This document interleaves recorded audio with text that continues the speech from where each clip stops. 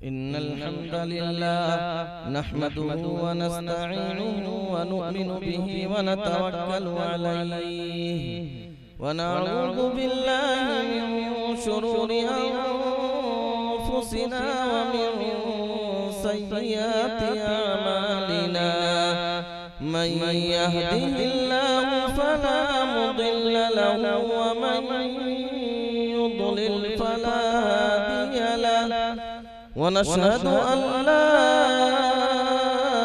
إله إلا الله وحده لا شريك له ونشهد أن محمدًا عبده ورسوله أما بعد فأعوذ بالله من الشيطان الرجيم بسم الله الرحمن الرحيم إن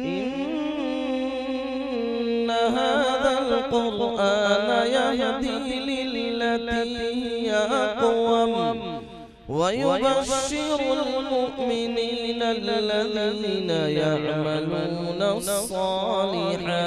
الصالحات ويبشر المؤمنين الذين يعملون الصالحات أن لهم أجرا كبيرا وقال نبينا وحبيبنا صلى الله عليه وسلم من قرأ القرآن فقد استدرج النبوة بين جنبيه غير أنه لا يوحى إليه لا ينبغي لصاحب القرآن أن يجهل مع من جهل ولا يجد مع من وجد وفي جوفه كلام الله صدق الله مولانا العظيم وصدق رسولنا النبي الكريم درود شریف پڑھ لیں اللہم صلی علی سیدنا مولانا محمد وعلی آل سیدنا ومولانا محمد وبارک وسلم مدرسہ تعلیم القرآن امدادیہ کی اس عظیم الشان بے مثال جلسے دستار بندی میں حاضری کی سعادت نصیب ہوئی اسٹیج کو رونق بخش رہے اسٹیج کو زینت دے رہے معزز مقتدر علماء کرام سامعین عظام اور پس پردہ میری ماؤں اور بہنوں سب سے پہلے میں مبارکباد دیتا ہوں ان سینوں کو جن کو اللہ رب العزت نے قرآن کی حفاظت کے لیے قبول کیا میں ان 27 نونہالوں کو مبارکباد پیش کرتا ہوں جن کو اللہ نے اپنے فوج میں شامل کیا جن کو اللہ نے قرآن کی حفاظت کے لیے قبول کیا جن کو اللہ نے اِنَّا نَحْنُ نَزَّلْنَا الذِّكْرَ وَإِنَّا لَهُ لَحَافِظُونَ کی عملی تفسیر بنائی جن کے ذریعے سے اللہ اسلام کے دفاع اور اس کے تحفظ کا کام لے گا اللہ تعالیٰ ان تمام حفاظ کرام کو قبول فرمائے اور یہ مبارکباد صرف میں ہی نہیں دے رہا ہوں اس کائنات کے پیدا ہونے سے پہلے ہی فرشتوں نے یہ مبارکباد دے دی ہے چنانچہ روایت میں ہے ان اللہ قرأ طٰہ و یاسین قبل ان یخلق آدم بألف عام آدم علیہ السلام کے پیدائش سے پہلے آدم علیہ السلام کے پیدا کیے جانے سے 1000 سال پہلے اللہ تعالیٰ نے سورہ طٰہ اور سورہ یاسین کی تلاوت فرمائی فلما سمعت الملائکہ جب فرشتوں نے اس قرآن کی آواز کو سنا قرآن کے نغمے فرشتوں کے کانوں میں پڑے تو فرشتوں نے کہا طوبیٰ لأمت ینزل علیہا ھذا وہ امت کی کتنی خوش قسمت ہوگی، وہ امت کی کتنی سعادت مند ہوگی، اس امت کے اقبال کتنے بلند ہوں گے جس امت پر یہ قرآن نازل ہوگا۔ طوبیٰ لأجواف تحمل ھذا، وہ سینے کتنے معزز ہوں گے، وہ سینے کتنے متبرک ہوں گے، وہ سینے کتنے بابرکت ہوں گے جن سینوں میں یہ قرآن سمائے گا۔ وطوبیٰ لألسنۃ تتکلم بھذا، وہ زبانیں کتنی مبارک بات کے لائق ہوں گی، وہ زبانیں کتنی بابرکت ہوں گی جو زبانیں اس قرآن کی تلاوت کریں گی۔ تو یقیناً مبارک بات کے مستحق ہیں وہ لوگ جنہوں نے اس قرآن کو اپنے سینے میں محفوظ کیا، اپنے سینے کو اس قرآن سے سجایا۔ اللہ تبارک و تعالیٰ ان سینوں کی حفاظت فرمائے۔ ان سے بڑھ کر مبارک بات کے مستحق ہے ان کے وہ اساتذہ، ان کے پیچھے محنت کرنے والے وہ لوگ جنہوں نے اپنی دن رات ان کے پیچھے قربان کی، جنہوں نے اپنی بیماری نہیں دیکھی، اپنی ضرورتیں نہیں دیکھی، اپنی مشغولیات نہیں دیکھی، اپنا سب کچھ، اپنا تن من دھن، بہترین جوانی، بہترین صلاحیت، راتوں کی نیندیں اور دن کے آرام ان کے پیچھے لگائے۔ اللہ تعالیٰ ان اساتذہ کرام کو بہترین بدلہ عطا فرمائے۔ آپ کو معلوم ہے کہ اصل محنت اساتذہ کرام کی ہوتی ہے۔ اس کو آپ ایک مثال سے سمجھیے کہ جب پہلے ایسا ہوتا تھا کہ لائٹ کبھی دن میں آتی تھی، کبھی رات میں آتی تھی، ایک پیلا سا بلب جلتا تھا رات میں، تو کسان اٹھتا تھا کہ یار کھیت میں پانی لگانے کے لیے جانا ہے، نیند کا خمار ہے، بدن تھکا ہوا ہے۔ کسان کا بھی من چاہتا تھا کہ نہ جاؤں، لیکن وہ سوچتا ہے کہ اگر میں آج نہیں اٹھا تو کھیت میں پانی نہیں لگے گا، فصلیں تباہ ہو جائیں گی۔ اس لیے کسان اپنی ضروریات کو قربان کرتا ہے، پھاوڑا کندھے پر رکھتا ہے اور پانی لگانے کے لیے کھیت کی طرف نکل پڑتا ہے۔ یہی حال ان اساتذہ کرام کا ہے کہ ان کے ساتھ ضروریات ہیں، فجر سے پہلے انہیں اٹھنا ہے، ان کے اوپر بھی نیند کا غلبہ ہے، ان کے بھی پیٹ میں تکلیف ہے، ان کے بھی سر میں درد ہے، لیکن یہ سوچتے ہیں کہ یہ قوم کے بچے ہمارے حوالے کیے گئے ہیں، اگر آج میں سو گیا، اگر آج میں نہ اٹھا، اگر میں نے آج ان بچوں کو پانی نہیں دیا تو یہ بچے رائگاں ہو جائیں گے، یہ بچے تباہ ہو جائیں گے، یہ برباد ہو جائیں گے، اور وہ ان کو پالنے کے لیے اور آپ کے بچوں کو پڑھانے کے لیے اپنی نیند قربان کرتے ہیں۔ لیکن اس پر ہم ظلم یہ کرتے ہیں کہ ہم ان مدرسوں میں پڑھانے والوں کی تنخواہ اتنی مختصر رکھتے ہیں، ان کو اتنا کم دیتے ہیں کہ یہ اپنی بنیادی ضرورت بھی پوری نہیں کر پاتے۔ اگر ڈاکٹر ایک اچھی سی رپورٹ لکھ دے، اچھی سی جانچ لکھ دے، تو پھر یہ مدرس نہیں کرا سکتا، یہ چاہ کر اپنے بچے کو کسی اچھے ادارے میں نہیں پڑھا سکتا، یہ چاہ کر بہت اچھا کھانا نہیں کھا سکتا، یہ چاہ کر اپنا من پسند سفر نہیں کر سکتا۔ ڈاکٹر اس کو ایک جانچ لکھتا ہے 5,000 کی، 10,000 کی، وہ گھر میں آتا ہے، کبھی جانچ کو دیکھتا ہے، کبھی اپنے آپ کو دیکھتا ہے، روتا ہے، بیوی کو پکڑ کر روکتا ہے کہ یہ جانچ ہمارے پاس وسعت نہیں ہے، اور پھر رو کر جانچ بند کر کے رکھ دیتا ہے۔ صبح پھر درسگاہ میں آتا ہے، کیوں؟ تاکہ ہمارے بچے پڑھیں، تاکہ قوم کے بچے پڑھیں، تاکہ آپ کے بچے پڑھیں۔ لیکن یہ ہمارا اور آپ کا ظلم ہے کہ ہم ان کی بنیادی ضرورتوں کا بھی خیال نہیں رکھتے۔ اگر ہم پوری دنیا ان کے قدموں میں ڈال دیں، جب بھی ان کے پیروں کے جوتوں میں جو دھول لگ جاتی ہے، ہم اس دھول کی بھی قیمت ادا نہیں کر سکتے۔ ہماری خوش قسمتی ہوگی کہ ہمارے جیب کا ایک سکہ ان کی بارگاہ میں قبول ہو جائے، ہمارے پیسے ان لوگوں پر لگ جائیں جو قرآن مقدس کو پڑھتے اور پڑھاتے ہیں۔ ہمیں اس بات کا دھیان رکھنا چاہیے۔ بہرحال میں چند منٹ آپ کے سامنے حافظ قرآن کی عظمت پر گفتگو کرنا چاہوں گا اور ہماری ذمہ داری کیا ہے، اس کے بعد میں آپ سے یہ بھی عرض کروں گا۔ جب قرآن پڑھنے کے لیے بچہ آتا ہے، نورانی قاعدہ شروع کرتا ہے، قرآن سیکھتا اور سکھاتا ہے، اس کی عظمت کیا ہوتی ہے کبھی آپ کا اندازہ لگائیے۔ ابن ماجہ کی روایت ہے، حضرت محمد مصطفیٰ صلی اللہ علیہ وسلم مسجد میں نکل کر آئے تو دیکھا 2 حلقے لگے ہوئے تھے، 2 گروپس بیٹھے تھے، ایک گروپ والے قرآن کو سیکھ اور سکھا رہے تھے، دوسرے حلقے والے قرآن پڑھ کر اللہ سے دعا فرما رہے تھے۔ اللہ کے رسول صلی اللہ علیہ وسلم نے فرمایا کلن علی خیر، جو قرآن پڑھ کر دعا کر رہے ہیں وہ بھی اچھا کام کر رہے ہیں، جو قرآن سیکھ اور سکھا رہے ہیں وہ بھی اچھا کام کر رہے ہیں۔ پھر آپ ان لوگوں کے ساتھ بیٹھ گئے جو قرآن کو سیکھ اور سکھا رہے تھے، ان لوگوں کے ساتھ نہیں بیٹھے جو قرآن پڑھ کر دعا کر رہے تھے۔ آپ نے اپنے عمل سے یہ بتایا انما بعثت معلما، میں دنیا میں استاذ بن کر آیا ہوں۔ اگر میں ظاہری جسم کے ساتھ دنیا میں موجود ہوتا تو میرے بیٹھنے کی جگہ صرف اور صرف وہ لوگ تھے جو قرآن کو سیکھتے اور سکھاتے ہیں۔ یہ ان کی عظمت ہے۔ پھر جب یہ قرآن کو اپنے سینے میں پرو لیتے ہیں، قرآن کو اپنے سینے میں محفوظ کر لیتے ہیں، ان کا رتبہ کیا ہوتا ہے؟ ایک دن اللہ کے نبی حضرت محمد مصطفیٰ صلی اللہ علیہ وسلم نے حضرت ابی بن کعب سے کہا ان اللہ امرنی ان اقرأ علیک القرآن، ابی اللہ نے مجھے یہ حکم دیا ہے کہ میں تمہیں قرآن پڑھ کر سناؤں۔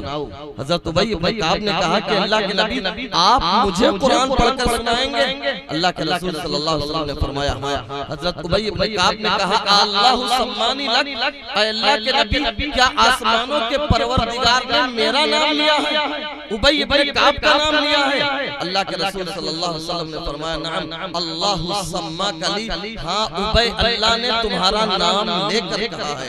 حضرت ابی بن کعب کو اپنے کانوں پر یقین نہیں آیا، وہ کہنے لگے اذکرت عند رب العالمین، اے اللہ کے نبی میرا تذکرہ رب کے بارگاہ میں ہوا ہے، میرا تذکرہ آسمانوں کے پروردگار نے کیا ہے۔ اللہ کے رسول صلی اللہ علیہ وسلم نے فرمایا نعم یا ابی، ہاں ابی تمہارا نام لیا ہے اللہ نے۔ فذرفت عیناہ، ابی بن کعب کی آنکھوں سے آنسو جاری ہو گئے کہ یہ ایک ناپاک قطرے سے بنا ہوا انسان اگر جہانوں کا رب ان کا نام لیتا ہے تو اس لیے کہ ابی بن کعب کے پاس قرآن کی دولت ہے، ابی بن کعب قرآن کے عالم ہے، ابی بن کعب قرآن کے حافظ ہیں۔ یہ جن بچوں نے قرآن کی تکمیل کی ہے، اگر قسم کھا کر یہ بات کہہ دی جائے تو غلط نہیں ہوگی کہ ان کے تذکرے بھی آسمانوں میں ہیں، رب ان کا بھی نام لے کر فخر محسوس کر رہا ہے۔ بس فرق یہ ہے کہ ابی بن کعب کے پاس نبی موجود تھے، انہوں نے بتایا کہ ابی تمہارے تذکرے آسمانوں میں ہیں، یہاں نبی نہیں موجود ہیں کہ بتا دے کہ نہیں ان کے تذکرے بھی آسمانوں میں ہیں۔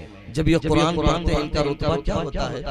اللہ کے رسول صلی اللہ علیہ وسلم جب کسی لشکر کو روانہ کرتے تھے تو آپ کا ایک کرائیٹیریا یہ بھی تھا، ایک معیار یہ بھی تھا کہ قرآن کس کو زیادہ یاد ہے۔ چنانچہ ایک مرتبہ ایک لشکر روانہ کرنا تھا، لشکر کا کمانڈر بنانا تھا، آپ نے سب سے قرآن پڑھایا۔ اس لشکر میں جو سب سے چھوٹے صحابی تھے ان کو سورہ بقرہ یاد تھی۔ اللہ کے رسول صلی اللہ علیہ وسلم نے فرمایا امعک سورۃ البقرہ، انہوں نے فرمایا ہاں اللہ کے نبی معی سورۃ البقرہ و سورۃ کذا و کذا، مجھے سورہ بقرہ بھی یاد ہے اور فلاں فلاں سورتیں بھی یاد ہیں۔ تو اللہ کے محبوب حضرت محمد مصطفیٰ صلی اللہ علیہ وسلم نے فرمایا فاذهب وانت امیر، جاؤ اس لشکر کے امیر تم ہوگے اگرچہ عمر میں سب سے چھوٹے ہو، اس لیے کہ تمہارے پاس قرآن کی دولت سب سے زیادہ ہے۔ یہی نہیں، موت کے بعد بھی اللہ کے رسول صلی اللہ علیہ وسلم نے ان حاملین قرآن کو جو عظمت دی ہے آپ اس کا اندازہ لگائیے۔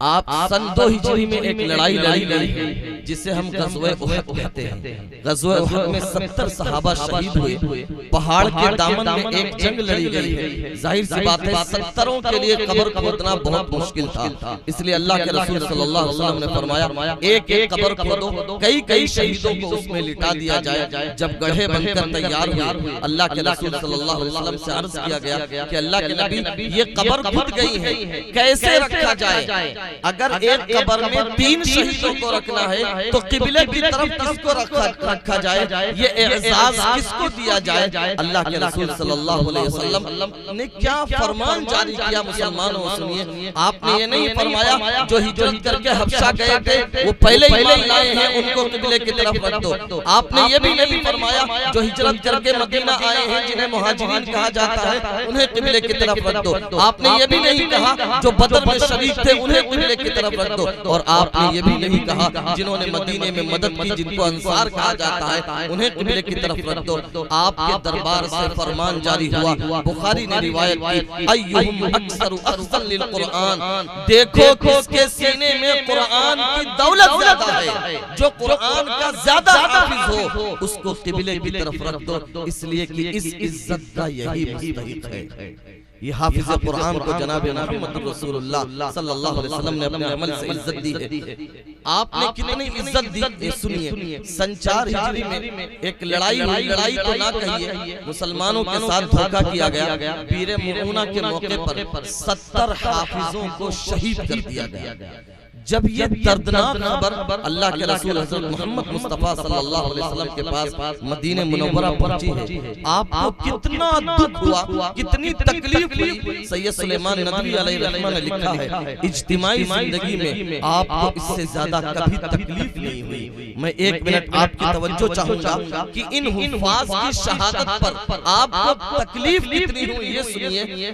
آپ نے 13 سال مکہ میں گزارا، آپ کے منہ پر تھوکا گیا، آپ کو مجنون، پاگل اور دیوانہ کہا گیا، آپ کے اوپر دھول ڈالی گئی، آپ کے گلے میں رسی باندھ کر کھینچا گیا، آپ کی گردن پر اوجھڑی رکھی گئی، آپ کے گھر کے باہر کوڑا ڈالا گیا، آپ کی 2 بیٹیوں کی طلاق کروائی گئی، لیکن آپ نے پھر بھی بد دعا نہیں دی۔ آپ کے ساتھیوں کو ستایا گیا، بلال کو گھسیٹا گیا، خباب کو آگ پر لٹایا گیا، خبیب کو پھانسی کے پھندے پر چڑھایا گیا، حضرت سمیہ کو برچھا مار کر شہید کیا گیا، اور خبیب ابن عدی، زید ابن دسنہ پھانسی کے پھندے پر جھول گئے، لیکن آپ نے پھر بھی بد دعا نہیں دی۔ 3 سال تک شیب ابی طالب میں آپ کا بائیکاٹ کیا گیا، مسلمان پنتے چبانے پر مجبور ہوئے، لیکن اللہ کے رسول صلی اللہ علیہ وسلم نے پھر بھی بد دعا نہیں دی۔ پھر وہ طائف کا سفر، آپ یہ نہیں صرف کہ طائف والوں نے آپ کے ساتھ اچھا رویہ نہیں اپنایا، بلکہ آپ کو واپس بھیجا، آپ کے پیچھے گنڈے لگائے۔ زید ابن حارثہ ساتھ میں تھے، وہ گنڈے آپ کو پتھر مارتے تھے۔ زید ابن حارثہ جدھر سے پتھر آتا تھا ادھر ہو جاتے تھے کہ پتھر میرے بدن کو چوم لے، لیکن زید اکیلے تھے، کہاں تک پتھروں سے بچاؤ کرتے۔ جب آپ صلی اللہ علیہ وسلم بیٹھنے لگے تو ان بدبختوں نے بیٹھنے نہیں دیا، اٹھایا، چلایا، پھر پتھر مارے۔ اتنا سب کچھ ہونے کے بعد جب آپ نے ایک باغ میں پناہ لی تو آپ نے یہاں بھی انہیں بد دعا نہیں دی۔ آپ نے فرمایا، ارجو اللہ ان یخرج من اصلابہم من یعبد اللہ وحدہ، مجھے اللہ کی ذات سے امید ہے کہ ان کی نسلوں سے ایمان والے پیدا ہوں گے۔ احد میں آپ کے 70 صحابہ شہید کیے گئے، حضرت حمزہ کی دردناک شہادت ہوئی، لاش کو بگاڑ دیا گیا، کلیجہ کاٹ دیا گیا، خود آپ کے چہرے پر زخم آئے، آپ کے دندان مبارک شہید ہو گئے، لیکن پھر بھی آپ نے بد دعا نہیں دی۔ آپ نے بد دعا تو اس کو بھی نہیں دی جس نے آپ کے اوپر جادو کیا، آپ نے بد دعا اس عورت کو بھی نہیں دی جس نے آپ کو زہر دیا، لیکن جب یہ 70 صحابہ شہید ہوئے تو آپ کو کتنی تکلیف ہوئی، یہ اندازہ لگائیے۔ 1 دن نہیں، 2 دن نہیں، 10 دن نہیں، 1 مہینے تک لگاتار آپ مسجد نبوی کے مصلی پر کھڑے ہوئے اور فجر کی نماز میں نام لے لے کر آپ بد دعا کرتے تھے، اے اللہ فلاں ابن فلاں کو ہلاک کر دے، اے اللہ فلاں ابن فلاں کو تباہ کر دے، اے اللہ فلاں بستی اجاڑ دے، اے اللہ فلاں قبیلے کو دردناک سزا دے، اس لیے کہ انہوں نے ہمارے حافظوں کو شہید کیا ہے، ہمارے عالموں کو شہید کیا ہے۔ اتنی تکلیف آپ کو ہوئی تھی، یہ تکلیف کیوں؟ اس کے پیچھے راز کیا ہے؟ اس کے پیچھے راز یہ ہے کہ آپ پیغمبر بن کر آئے تھے قیامت تک کے لیے، آپ پیغمبر بن کر آئے تھے پوری دنیا کے لیے، نہ آپ کو قیامت تک رہنا تھا، نہ آپ نے پوری دنیا کا سفر کیا۔ آپ کا مشن جو قیامت تک پہنچے گا، آپ کا مشن جو پوری دنیا میں پہنچے گا، وہ انہی سینوں کے ذریعے پہنچے گا جن کے سروں پر آج پگڑی رکھی جانی ہے۔ ان کو تکلیف پہنچانا، ان کو قتل کرنا، ان کو برائی پہنچانا گویا کہ نبی صلی اللہ علیہ وسلم کے مشن کے ساتھ کھلواڑ ہے، اس لیے آپ صلی اللہ علیہ وسلم نے ان کے لیے بد دعا فرمائی۔ یہی نہیں، آپ جو سماج چھوڑ کر گئے وہاں آپ اندازہ لگائیے حفاظ کی کیا عزت تھی۔ میں دو واقعہ آپ کے سامنے ذکر کرتا ہوں۔ سلیمان بن عبد الملک آدھی دنیا کا بادشاہ ہے، اس کے دو بیٹے ہیں، اپنے دونوں بیٹوں کو لے کر شہزادوں کو لے کر حج کرنے کے لئے جاتا ہے۔ مکہ کے ایک عالم ہیں حضرت عطا بن ابی رباح رضی اللہ عنہ، ان کی ناک اتنی لمبی ہے کہ لوبیے کی ناک کہا جاتا ہے، غلامی سے نکل کر آئے ہیں، رنگ و رنگت بھی بہت زیادہ اچھا نہیں ہے۔ سلیمان بن عبد الملک آدھی دنیا کا بادشاہ ہے، مکہ میں جاتا ہے، حضرت عطا بن ابی رباح نماز پڑھ رہے ہوتے ہیں، گھٹنے ٹیک کر حضرت کے سامنے بیٹھ جاتا ہے، حضرت سلام پھیرتے ہیں تو سلیمان کی طرف دیکھتے بھی نہیں ہیں، پوچھتے ہیں کہ کہو کیا بات پوچھنی ہے؟ وہ کہتا ہے حضرت دو مسئلے دریافت کرنے ہیں۔ حضرت دونوں مسئلے دریافت کرتے ہیں اور سلیمان بن عبد الملک اپنے شہزادوں کو لے کر اٹھ کر کھڑا ہوتا ہے، پھر اپنے شہزادوں سے کہتا ہے میرے بیٹو تمہیں معلوم ہے کہ یہ مجھے ذلت کیوں اٹھانی پڑی کہ یہ انسان میری طرف پلٹ کر دیکھ ہی نہیں رہا ہے؟ یہ اس لیے کہ اس کے پاس قرآن کی دولت ہے، اس کے پاس حدیث کی دولت ہے، یہ رسول اللہ کا قائم کیا ہوا سماج ہے جہاں بادشاہ وقت گھٹنے ٹیک کر بیٹھتا ہے اس انسان کے سامنے جس کے سینے میں قرآن کی دولت ہوتی ہے۔ حضرت امام مالک رحمت اللہ علیہ امام دار الہجرت کہا جاتا ہے، مدینہ کے امام ہیں۔ حضرت امام مالک کے دور میں ہارون رشید کے دو بیٹے مامون امین اور مامون، یہ دو شہزادے ہیں۔ ہارون رشید نے کہا کہ حضرت آپ میرے گھر پر آ کر پڑھا دیا کریں۔ حضرت امام مالک نے کہا ایسا نہیں ہو سکتا۔ اس نے کہا کہ حضرت ہم اگر درس میں آئیں تو پروٹوکول ملنا چاہیے۔ امام مالک نے کہا یہ بھی نہیں ہو سکتا، آپ آئیے جہاں جگہ ملے گی وہیں بیٹھنا پڑے گا۔ ایک دن ہارون اپنے دونوں شہزادوں امین اور مامون کے ساتھ جب امام مالک کے درس میں پہنچا ہے تو جگہ پھل ہو چکی تھی، بادشاہ وقت شہزادوں کے ساتھ وہاں بیٹھ جاتا ہے جہاں لوگ چپلیں اتارتے ہیں۔ امام مالک نے دنیا کو بتا دیا کہ اگر قرآن کی دولت سینے میں ہے تو اس کی جگہ منبر رسول ہے، اور اگر قرآن کی دولت نہیں ہے تو بادشاہ وقت ہو کر بھی اس کی جگہ جوتوں اور چپل میں۔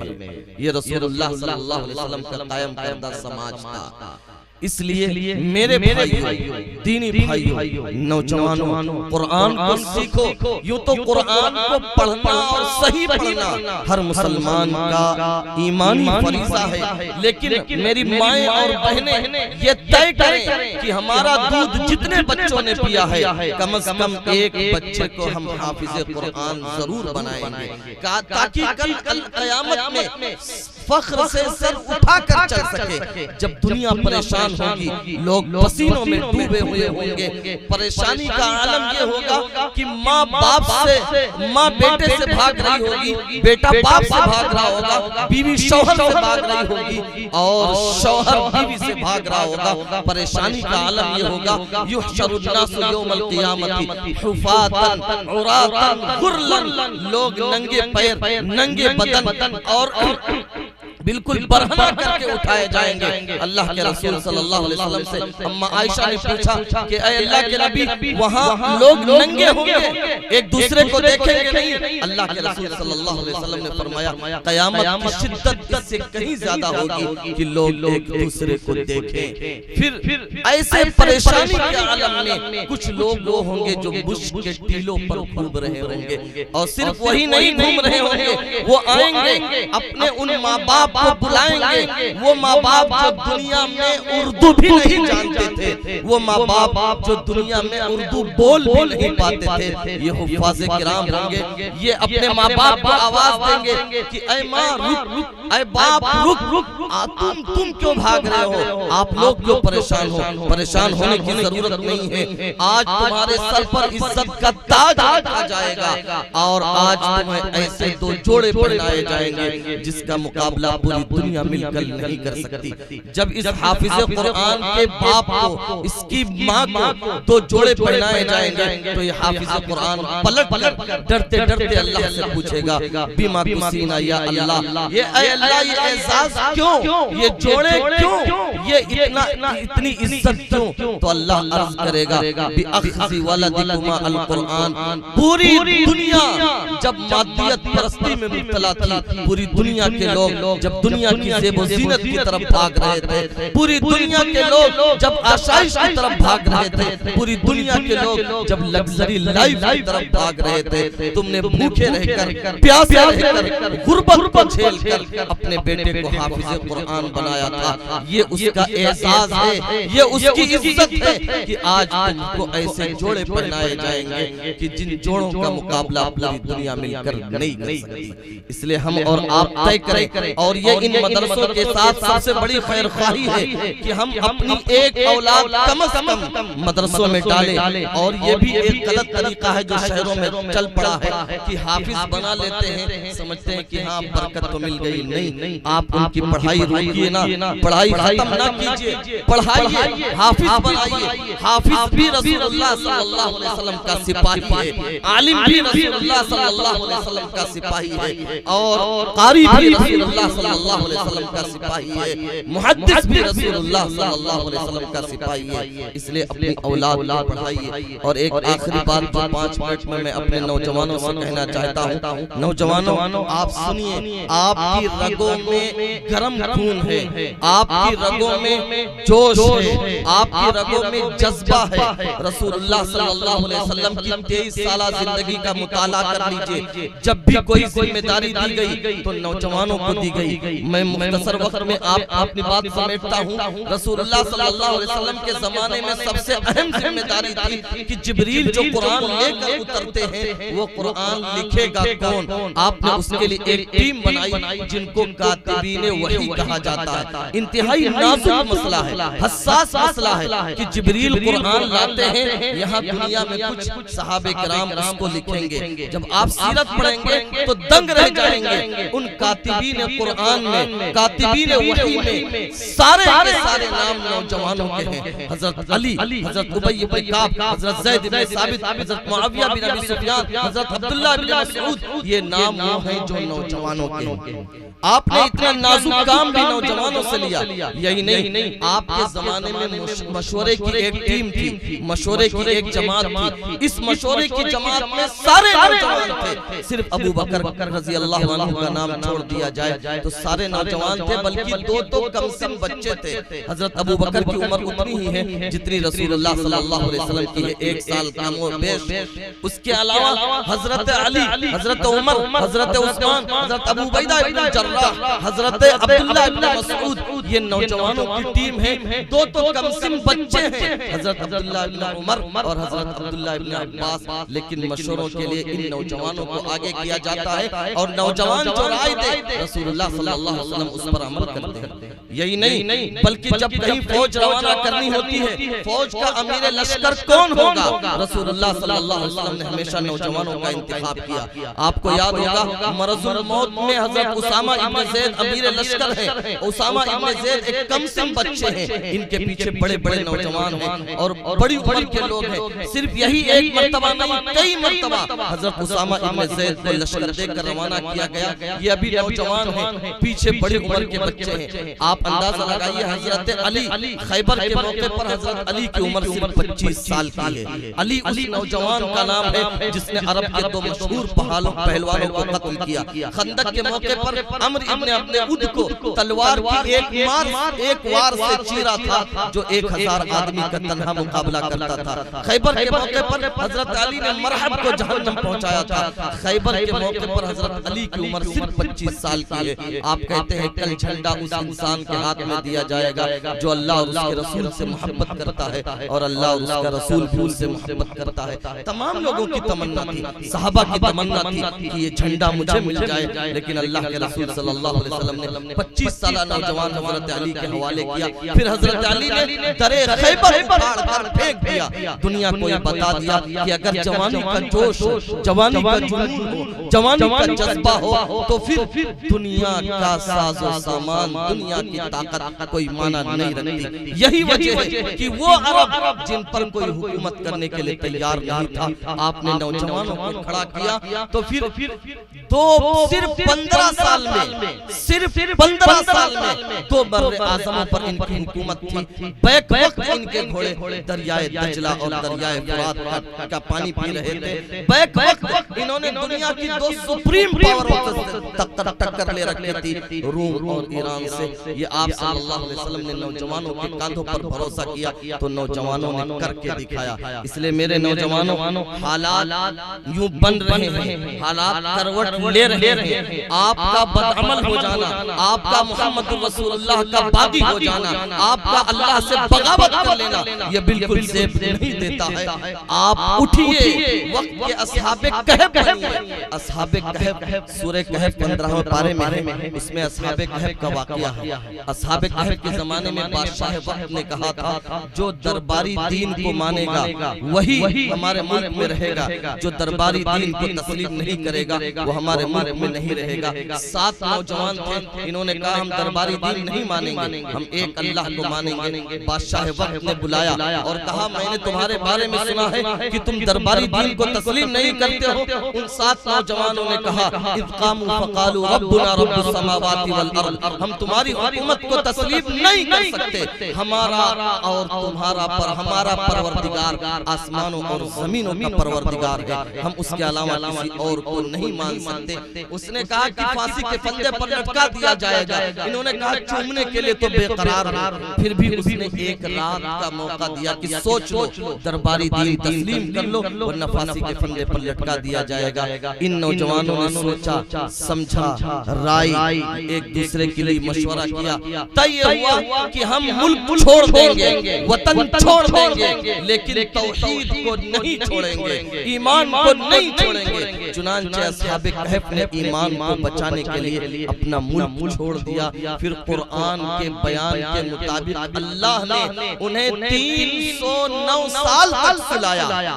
اگر یہ قرآن نہ بیان کرتا تو شاید آپ کہتے مولانا گپے مار رہے ہیں. 309 سال تک وہ سوتے رہے. جب بیدار ہوئے ہیں ان کا ایمان بھی بچ چکا تھا اور ان کے ملک کی حکومت بھی تبدیل ہو چکی تھی. اس لئے آج ضرورت ہے اس بات کی کہ آپ نوجوان ہیں, آپ ڈٹ جائیے کہ ہمارا سب سے عزیز ہمارا دین ہے. کسی بھی حال میں, کسی بھی موقع پر ہم اس سے پیچھے نہیں ہٹ سکتے. اگر دنیا مارتی ہے ہم ابراہیم کی طرح آگ میں چھلانگ لگا دیں گے, ماں کو چھوڑ دیں گے, باپ کو چھوڑ دیں گے, پھانسی کے پھندے پر جھول جائیں گے. لیکن محمد رسول اللہ کی غلامی کا پھندا جو ہمارے گردن میں ہے وہ کوئی اتار نہیں سکتا ہے. ایک آخری بات بتا کر اس لیے نوجوانوں آپ اپنی ذمہ داری سمجھیے. جب نوجوان دیکھیں کسی قوم کا نوجوان جب بیدار رہتا ہے, باہوش رہتا ہے, تو پھر حالات کتنے ہی بھیانک کیوں نہ ہوں, آندھیوں کے رخ کتنے ہی تیز کیوں نہ ہوں, طوفانوں کے تھپیڑے کتنے ہی بھیانک کیوں نہ ہوں, اس قوم کا کچھ نہیں ہو سکتا. اس کی ناؤ تھوڑے دیر کے لیے ڈگمگا تو سکتی ہے لیکن دنیا اس کی نیا ڈبو نہیں سکتی ہے. اور جس قوم کے نوجوان بدعمل ہو جائیں, جس قوم کے نوجوان بے عمل ہو جائیں, جس قوم کے نوجوان سروں سے لڑکیوں کے دوپٹے کھینچنے لگے, جس قوم کے نوجوانوں کے ہاتھوں میں شراب کا جام آ جائے, جس قوم کے نوجوان 3 پتی کھیلنے لگ جائیں, جس قوم کے نوجوان پڑھنا لکھنا چھوڑ دیں, مال کتنا ہی کیوں نہ ہو, دولت کتنی ہی کیوں نہ ہو, حالات کتنے ہی اچھے کیوں نہ ہو, دنیا کی کوئی طاقت اس قوم کو ڈوبنے سے نہیں بچا سکتی ہے. اس لئے نوجوانوں آپ بیدار ہو اور ہوش کے ناخن لو. حضرت موسیٰ کا مقابلہ کرنے کے لیے جادوگر آئے تھے, لیکن جب حضرت موسیٰ نے اپنے عصا ڈالا جادوگروں پر کھل گیا کہ یہ موسیٰ نے جو کیا ہے یہ جادو نہیں ہے, یہ کوئی خدائی طاقت ہے, یہ ایمانی طاقت ہے. تو جادوگروں نے کہا آمنا برب ہارون و موسیٰ, ہم موسیٰ اور ہارون کے رب پر ایمان لائے. فرعون نے کہا تم کیسے ایمان لے آؤ گے, اگر ایمان لاؤ گے تو لو قطعن لأقطعن أيديكم وأرجلكم ولأصلبنكم في جذوع النخل، ہم تمہارے ہاتھ کاٹ دیں گے، پیر کاٹ دیں گے اور درخت پر سولی دے دیں گے۔ انہوں نے کہا لا ضیرہ انا الی ربنا منقلبون، کوئی فرق نہیں پڑتا ہے، یہ ہاتھ کاٹے گا تو ہم پہنچیں گے کہاں؟ اسی رب کے پاس پہنچیں گے جس رب کی بندگی کے لیے ہم یہاں پیدا ہوئے ہیں۔ تو اس لئے ایمان سے پیچھے نہیں ہٹنا ہے، دین سے پیچھے نہیں ہٹنا ہے۔ دیکھیں دو کام آپ کریے، اپنا ایمان مضبوطی سے تھامیے،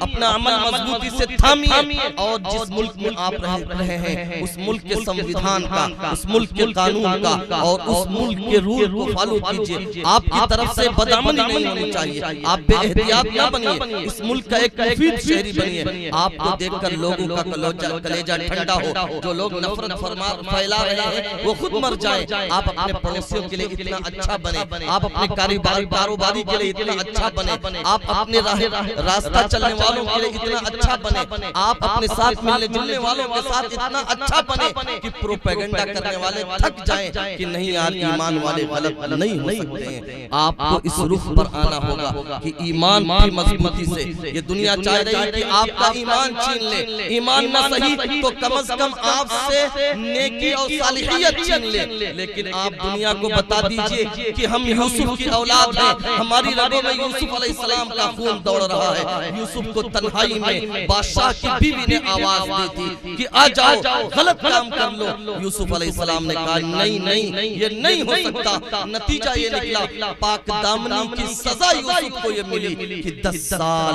انہوں نے بے گناہی کی زندگی جیل میں گزاری۔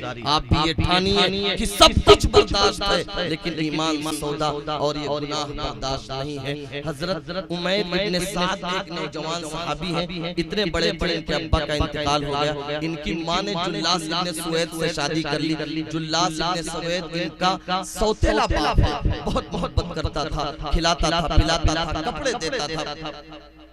جب غزوہ تبوک آیا، عمیر ابن سعد کی عمر 10 سال یا 12 سال ہے۔ نوجوانوں سنیے، 10 سال کے بچوں کو تو بھی پتہ ہی نہیں ہوتا کہ دین کیا ہے، اسلام کیا ہے۔ 12 سال کے بچے ہیں، انہوں نے اپنے باپ سے کہا کہ ابا جان مسلمان تبوک کی تیاری کر رہے ہیں، آپ تیاری کیوں نہیں کر رہے ہیں؟ تو ان کا باپ جو بظاہر نبی کے ساتھ بیٹھتا تھا، نبی کی مجلسوں میں شریک ہوتا تھا، نبی صلی اللہ علیہ وسلم کے پیچھے نماز پڑھتا تھا، وہ اندر سے منافق تھا۔ تو اس کے الفاظ یہ تھے ان کا محمد لو کان محمد صادقا فيما يدعيه لنحن شر من الحمیر، اگر محمد صلی اللہ علیہ وسلم نبوت کے دعوے میں سچے ہیں تو ہم گدھے سے زیادہ بدتر ہیں۔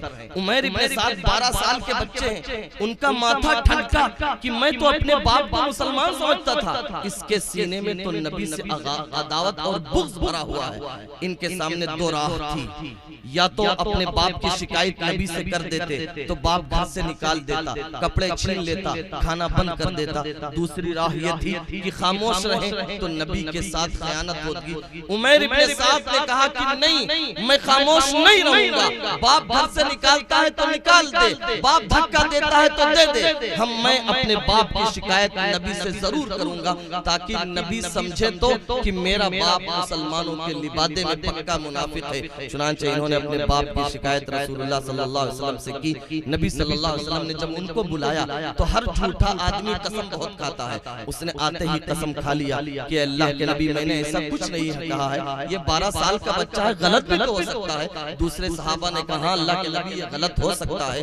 حضرت عمیر ابن سعد رونے لگے، انہوں نے سوچا میں نے نبی کے لیے اپنے باپ سے دشمنی مول لی، باپ کی شکایت کی اور نبی کے دربار میں مجھے ہی جھٹلا دیا گیا، مسلمانوں نے جھٹلا دیا، نبی نے ہماری بات نہیں مانی۔ ان کی آنکھوں سے جاری ہے، آنسو جاری ہے۔ اتنے میں جبریل امین آتے ہیں آیتیں لے کر، یحلفون باللہ ما قالوا ولقد قالوا کلمۃ الکفر وکفروا بعد اسلامہم وہموا بما لم ینالوا۔ آپ ان کو خلاصہ آپ یوں کہہ سکتے ہو کہ عمیر ابن سعد سچ کہہ رہے ہیں، ان کا باپ جلاس جھوٹ بول رہا ہے۔ جب یہ آیت اتری تو اللہ کے رسول صلی اللہ علیہ وسلم نے عمیر کا کان پکڑ کر کہا وفدت دناک یا غلام، بیٹے تیرے کان نے سچ سنا تھا۔ حضرت عمیر اور رونے لگے۔ لگے. یہ 12 سال کی ننھی عمر ہے جن نبی کے ساتھ وفاداری کا عالم یہ ہے کہ باپ سے دشمنی میں مول لے لی, گھر کی کوئی پرواہ نہیں, کھانے کی کوئی پرواہ نہیں. اس لیے نوجوانوں, ہمارے پاس سب سے عظیم تر طاقت جو ہے